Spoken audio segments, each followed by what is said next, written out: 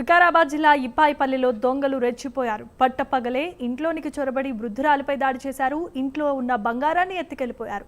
వృద్ధురాలు ఒంటరిగా ఉన్న సమయంలో ఇంట్లోనికి దొంగలు చొరబడగా ఘటనలో వృద్ధురాలికి తీవ్రమైన గాయాలయ్యాయి. వెంటనే ఆమెను ఆసుపత్రికి తరలించారు. శ్రీరామనవమి ఉత్సవాలకు కుటుంబ సభ్యులు వెళ్లిన సమయంలో ఈ ఘటన చోటు చేసుకుంది.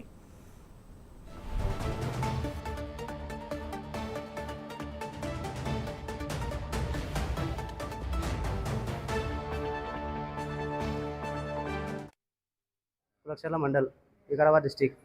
అయితే మేమందరం గుడి దగ్గరికి వెళ్ళినాం. ఈరోజు శ్రీరామనవమి కదా, పూజ దగ్గరికి వెళ్ళినాం. పూజ దగ్గరికి వెళ్తే మా అత్తమ్మ ఒక్కతే ఇంటికాడ ఉండే. ఎవరో తెలియని వ్యక్తులు వచ్చి రెండు రాళ్ళు పుసలుతాడు ఉంటుంది, తెలియదు ఎంతమంది ఉన్నారో తెలియదు.